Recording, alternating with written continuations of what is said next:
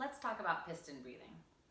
The idea of piston breathing is thinking about the transfer of force as we breathe in into the pelvic floor. So we're going to think of the top of our core, which is our diaphragm, and the bottom of our core, which is our pelvic floor. As we take a breath in, our lungs fill with air, and all of those things are going to shift down. So our pelvic floor and our diaphragm both move down. As we breathe out, they're both going to contract and move back up. With piston breathing, we can use this movement as we breathe with exercise, basically to decrease the transfer of force through the pelvic floor.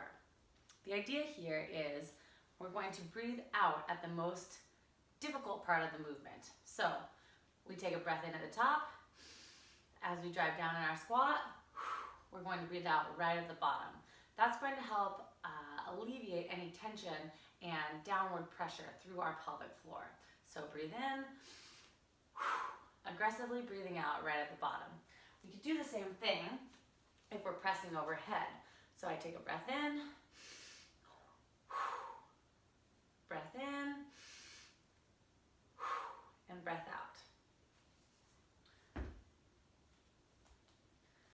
We also want to be aware of our transverse abdominis through most of these rehab exercises. So the transverse abdominis runs all along the front of the abdomen here and actually wraps around to the back as well. The way that we engage that is basically by thinking of trying to pull the two hip bones together. I can't actually pull my hip bones together here, but if I try to, you'll feel the slight contraction right between them, and that's the transverse abdominis. Another cue that I sometimes use is thinking about how you kind of suck in a little bit if you're trying to put on a tight pair of jeans and zip up the zipper. Just make sure that we're not squeezing our glutes too much here. We want to just focus on basically a light contraction through the front side. So to put these all into practice together, we take a breath in. As we breathe out, try to pull those hip bones slightly together, slight little Kegel or lift of the pelvic floor, and that's the breathing technique that we're going to use through most of the restoration plan. Especially important when we're looking at the diastasis recti healing exercises. So the heel slides, leg extension with heel slide, single leg fallouts, and marching are all going to be specifically working on the diastasis.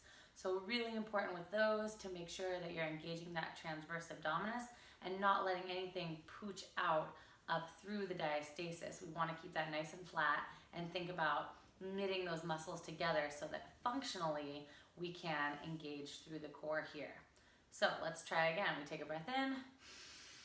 As we breathe out, slight contraction of the transverse abdominis by pulling the hip bones together, tiny little lift of the pelvic floor, and that's our breathing technique.